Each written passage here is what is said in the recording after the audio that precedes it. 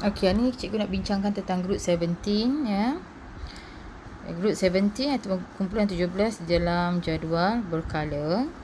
Okey, ni cikgu ada bagi sedikit komik ya, boleh baca komik ni ya.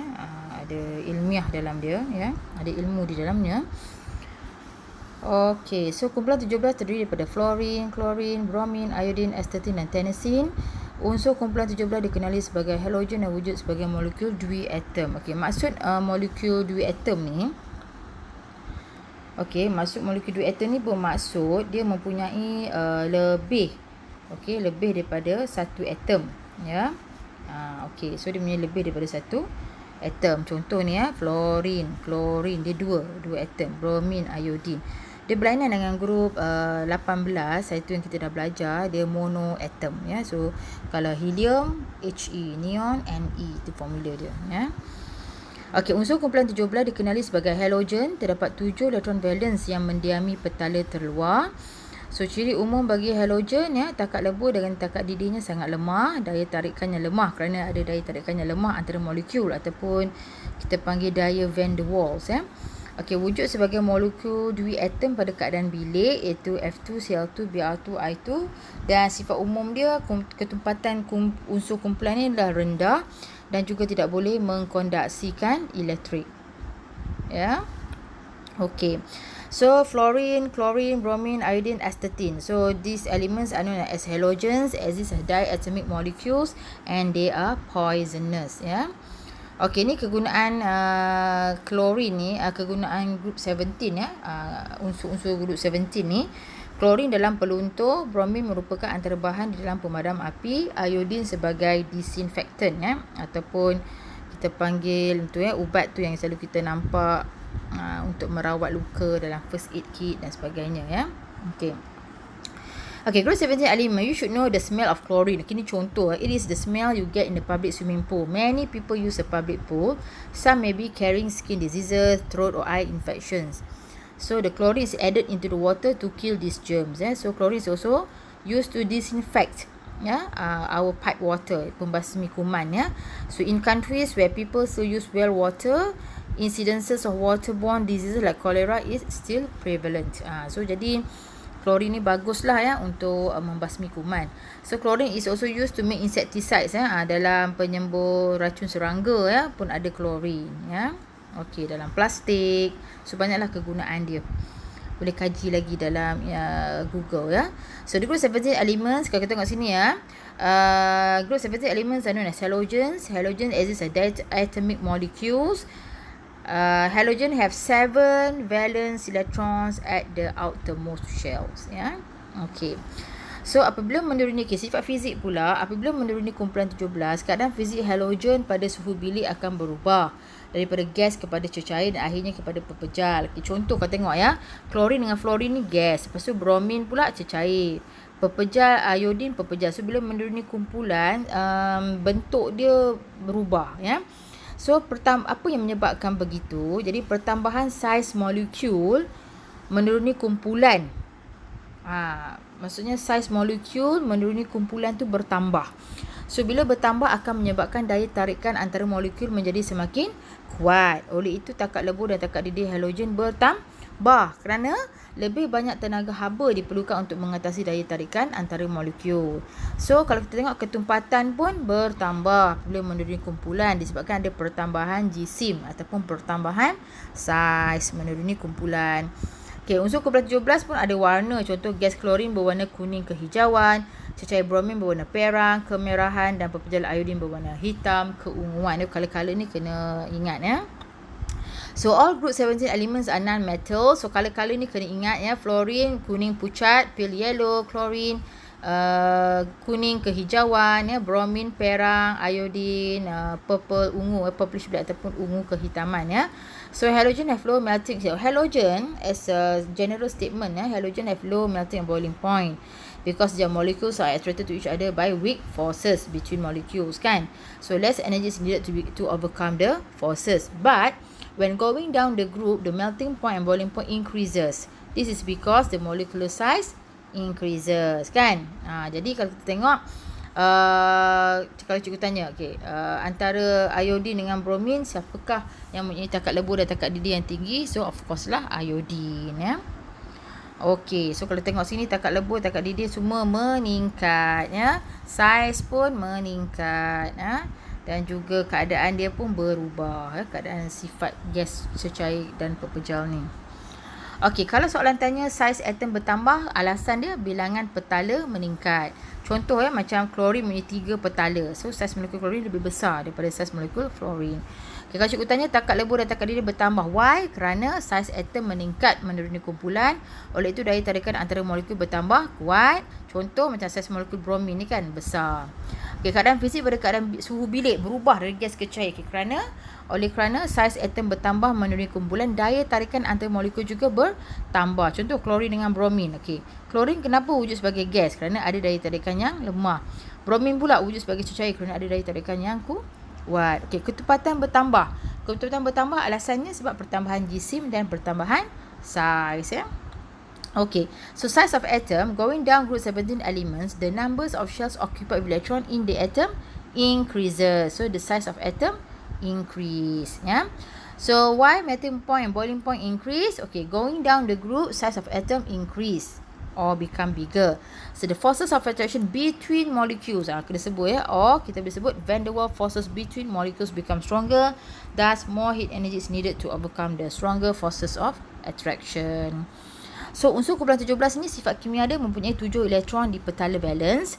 Dalam tindak balas kimia, unsur ni sepatutnya kena menerima 1 elektron untuk membentuk ion yang bercas negatif. So kita akan kaji unsur kumpulan 17 ni bertindak dengan air, logam dan juga alkali. Okey, so kita akan tengok sini. Semua halogen menunjukkan sifat kimia yang sama, ya. Sebab apa? Sebab mempunyai 7 petala 7 elektron valence pada petala terluar. Dan juga menerima 1 elektron pada petala terluar untuk mencapai susunan elektron otak yang stabil. So semua ni kena terima 1 elektron. Dan tindak balas ini menghasilkan ion negatif. Tetapi antara member-member ahli-ahli ni mempunyai kereaktifan yang berbeza. Contoh kalau atom fluorin menerima elektron, fluorin si halogen, bila menerima elektron dia jadi ion halida, ion florida, ya. Jadi nampak tak pertambahan tu 28. Atom klorin adalah halogen, apabila menerima elektron menjadi ion halida yang bernama ion klorida, dan kita nampak elektron valence ataupun valence elektronnya bertambah, ya. Bertambah 1. Okey, klorin, bromin dan iodin mempunyai sifat kimia yang sama tetapi mempunyai kereaktifan yang berbeza. So apabila halogen bertindak balas dengan air, larutan berasid akan terbentuk. Ni dia, larutan berasid akan terbentuk. Sebagai contoh, air akan menghasilkan apa? Asid hidroklorik. Kalau klorin, klorik dan hypochlorous. Okey, apabila halogen bertindak balas dengan logam, halida logam akan terbentuk. Ni, halogen bertindak balas dengan logam, halida logam akan terbentuk. Contoh sini kalau bertindak balas dengan logam ferrum, akan menghasilkan ferrum 3 bromida. Okey, apabila halogen bertindak balas dengan larutan berakali, apa yang terbentuk? Halida logam, halat logam dan air. 3. Halida logam, halat logam dan air. Ya, akan terbentuk. Sebagai contoh, tindak balas iodin ni akan menghasilkan apa? Natrium iodida. Ni dia. Natrium iodide. Ni dah halat logam. Iodide. Dia dat. Ya, kalau halida, dida. Kalau halat logam, dia iodide. 1 Roman dan air. Kena hafal, tindak balas ni. Okey, contoh, ya, macam halogen react with water to form 2 acids. Okey, contoh HS and HOX solutions are acidic. So larutan yang dihasilkan memang berasid dan mempamerkan sifat peluntur, ya, bleaching properties, ya. Contoh kalau klorin menghasilkan hydrochloric and hypochlorous, bromin hydrobromic and hypobromous. Okay, iodine menghasilkan hydroiodic spelling errors tu, dan juga hypoiodous acid.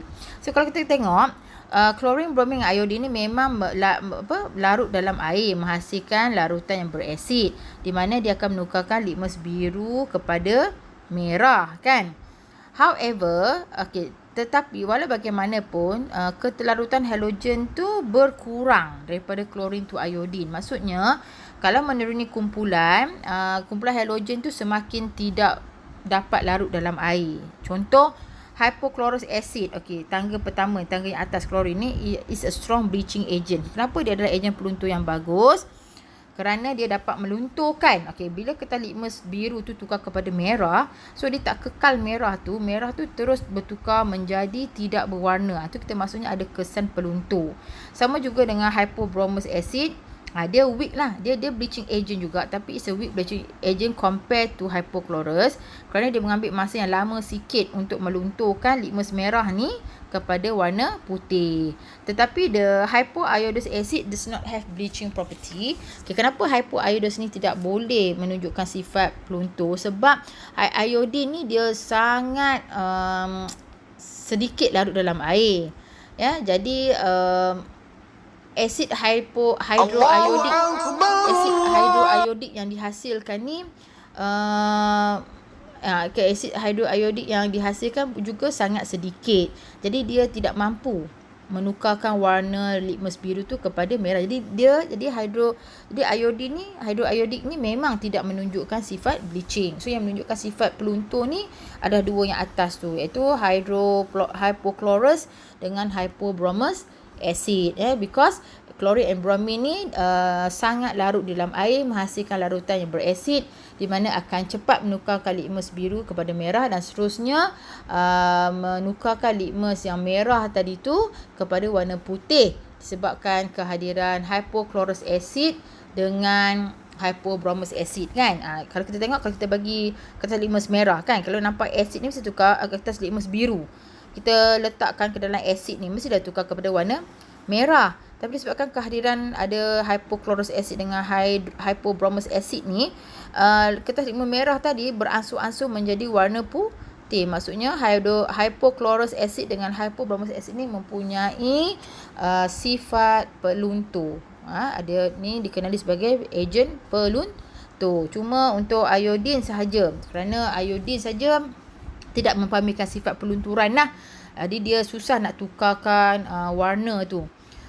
Dan juga bila iodine ni susah untuk larut dalam air, hanya sikit saja asid yang larut dalam air.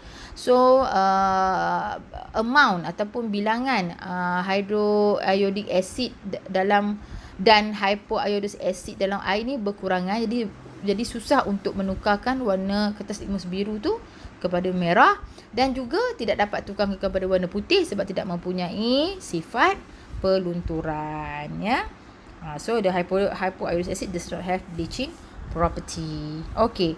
So halogen juga boleh bertindak balas dengan hot iron, ya, dengan logam, contohnya ferrum yang panas ni. So dia akan menghasilkan, contoh kalau iron dengan bromine, iron 3. Sebab kita menggunakan iron 3. That's why dia warna brown, ya, sebab kita tahu iron 3 ni macam Cu2+ kan warna biru kan. Kalau iron 3 ni berwarna brown, kena ingat.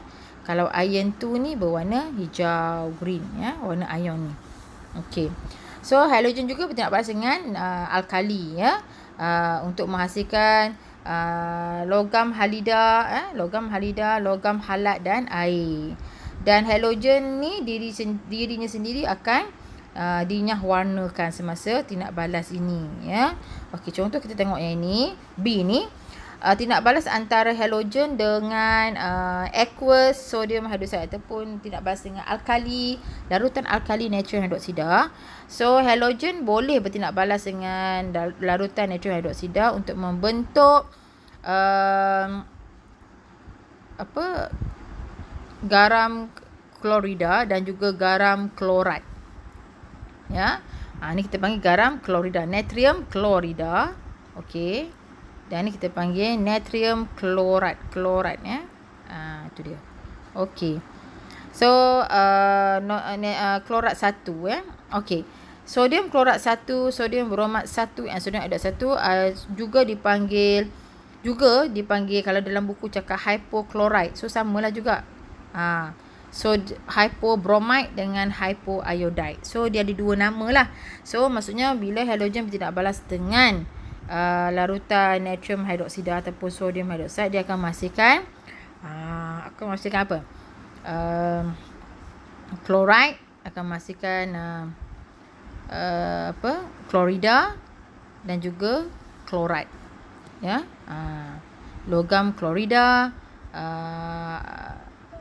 dan juga dia akan menghasilkan, ni kita panggil logam halida lah NaCl, NaBr, Nai ni kita panggil logam halida, dan juga menghasilkan logam halat ya. Halat ni nama grup dia. Itu kalau guna Cl klorat, kalau bromin bromat, kalau iodin iodat. So ini semua kita panggil logam halat ya. Ini kita panggil logam halida ya. Halide ions, kita panggil klorid. Bahasa Inggeris halat ni halat ni adalah halate. So kalau dia guna chlorine, chlorides. Chlorate. Bromin, bromate. Iodine, iodate. Jadi kita panggil kalau bahasa Inggeris dia, chlorine react with sodium hydroxide solution to produce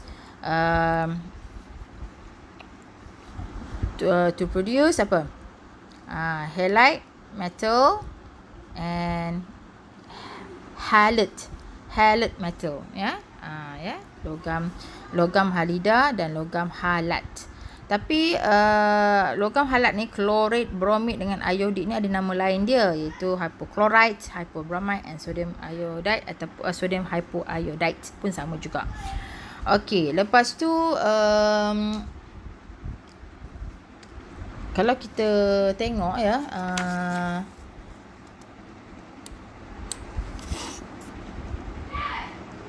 semua ini agak barulah bagi student ya. Kalau nak bahas dengan natural hydroxide ni memang sangat, nama pun kena hafal jugalah ya. Okey, memang ada keluar dalam exam ya.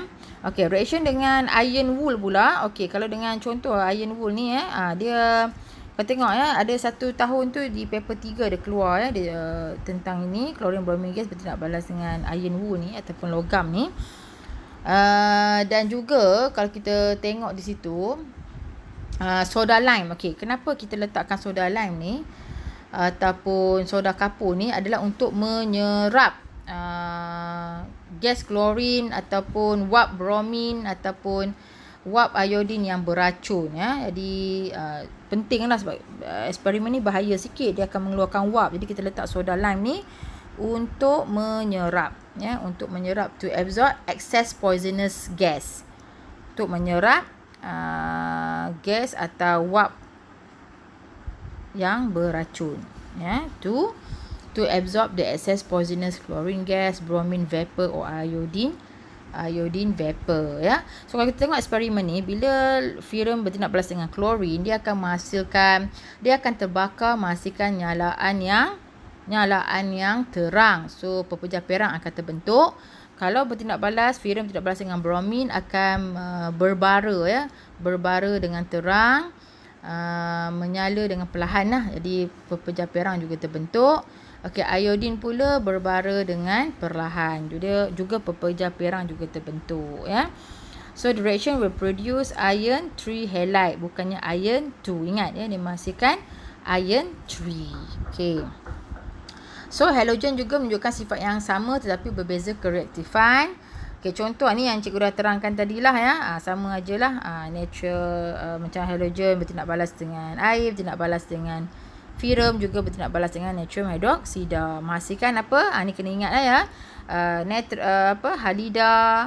Halida dengan halat ya. Logam halida dengan logam halat dan air. Okay, fluorine is the most electronegative element ya. Okay, so kenapa fluorine ni dipanggil electronegative element? Okay, elektronegatif sesuatu unsur merujuk kepada ukuran kekuatan atom di dalam molekul atom dalam molekul halogen tu untuk menarik elektron ke arah nukleus. Contoh ya, halogen have 7 valence electron. So when halogen apabila halogen ni mengambil bahagian dari tindak balas kimia, atom ni mesti menerima elektron untuk mencapai kestabilan oktet. Jadi kalau kita tengok fluorine ni kalau kita tengok dia kedudukan yang atas ya. Jadi bila kedudukan di atas, saiznya kecil. Tapi bila menuruni kumpulan, saiz petala ataupun saiz molekul menjadi besar. Okey, bila saiz molekul ni, saiz fluorine ni kecil, Jadi jarak nukleus dengan elektron valence dari luar ni sangat dekat. Jadi daya tarikan kuat.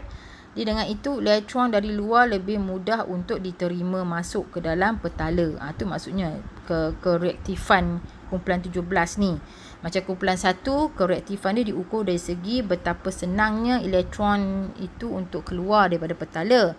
Tapi kalau grup 17, kita nak tengok kereaktifannya adalah dengan melihat bagaimana grup 17 ni menerima elektron dengan mudah. So kalau kita nak menerima elektron dengan mudah masuk ke dalam petala valence, so mesti saiz kecil lah supaya jarak nukleus dengan elektron yang nak masuk tu jaraknya dekat, jadi tarikan kuat, jadi elektron mudah diterima. Kalau macam grup 1, grup 17, macam grup 1, kereaktifan dia bila menuruni kumpulan tu semakin reaktif kerana saiz yang semakin besar akan menyebabkan jarak nukleus dengan jarak elektron valence di luar sangat jauh, tarikan lemah, jadi elektron valence mudah untuk keluar. Itu grup 1. Kalau grup 17, saiz kena kecil supaya saiz atom kena kecil kerana kita perlukan jarak nukleus dengan jarak elektron yang nak masuk ke dalam petala tu dekat. Jadi jarak daya tarikan kuat, dengan itu elektron mudah diterima. So berbeza grup 1 dengan grup 17 ya. Contoh macam ni kan, pertambahan saiz atom akan menyebabkan petala valence semakin jauh daripada nukleus. Hal ini menyebabkan daya tarikan nukleus terhadap elektron menjadi semakin lemah sebab ada elektron yang nak masuk dari luar ni. So kalau saiz kecil, jarak dekat. Jarak dekat tarikan kuat, jadi elektron mudah ditarik masuk sebab daya tarikan kuat, jarak dekat. Tapi kalau iodine ni saiznya besar, so daya tarikan nukleus terhadap elektron dari luar ni sangat lemah. Jarak pun jauh, daya tarikan pun lemah, di elektron ni sukar, lambat untuk masuk, untuk diterima masuk. Itu maksudnya. Keadaan ini menyebabkan kesukaran dalam menarik elektron untuk memenuhi petala valence ya. Okay, the element in group 17 are called halogen. The elements in this group are fluorine, chlorine, bromine, iodine, and astatine. The halogen molecule exists as diatomic molecules. There is F2, Cl2, Br2, I2, and Ag2. So ni yang kita dah bincang tadi. So halogen have 7 valence electron. During a chemical reaction, all halogen will accept 1 electron so that it can attain a stable octet electron configuration ataupun arrangement. As we go down the group, the atomic size increases. The attractive force of the nucleus and the proton and the electron becomes weaker. So the element below the group has lower tendency to attract an electron to form an ion. Therefore, the elements below the group is less reactive. Yeah. So when going down the group, size of the atom increase ataupun become bigger. The attraction between the nucleus and valence electron becomes weaker. It is difficult for the atom to attract or to receive one electron to achieve the stable octet electron arrangement. So reactivity decrease. Ya, sebab size tu kan besar kan. Okey, dia kita tengok kereaktifan berkurang ya apabila menuruni kumpulan. Jadi samalah saiz atom bertambah apabila menuruni kumpulan. Petala terluar menjadi semakin jauh daripada nukleus. Daya untuk menarik satu elektron ke petala terluar semakin lemah. Ini menyebabkan kereaktifan berkurang apabila menuruni kumpulan ya. Contoh macam klorin kan. Okay, elektron valence berada semakin jauh dengan nukleus. Daya tarikan antara nukleus dan petala terluar adalah lemah. So kecenderungan untuk menerima elektron juga lemah. So, ni samalah apa yang kita cakap tadi, sama saja ya, just ulang saja supaya benda-benda ni kenapa diulang pentinglah bila nak jawab soalan satu-satu kena sebut. The atomic size increase dalam the group, the distance become further, the force of attraction becomes weaker ataupun the force of attraction kena sebut ya, the force of attraction of the nucleus on the electrons of the atom shell decrease. So the tendency of an atom to receive one electron to achieve an octet electron arrangement decrease ya. Okay, safety precaution. Okay, ada cara kita nak handle ya group 17 ni sebab dia sangat beracun. So kita boleh buat dalam fume cupboard ataupun fume chamber. Kita ada kebut wasap dekat belakang tu atau wear safety goggles ya. Okay. Next, jadi inilah kebut wasap yang kat belakang makmal tu ya, jangan hidu. Dan fluorine astatine kita tidak guna dalam makmal. Selalunya fluorine astatine ni tak ada, selalu kita guna klorin dengan bromin dengan iodine sahaja ya.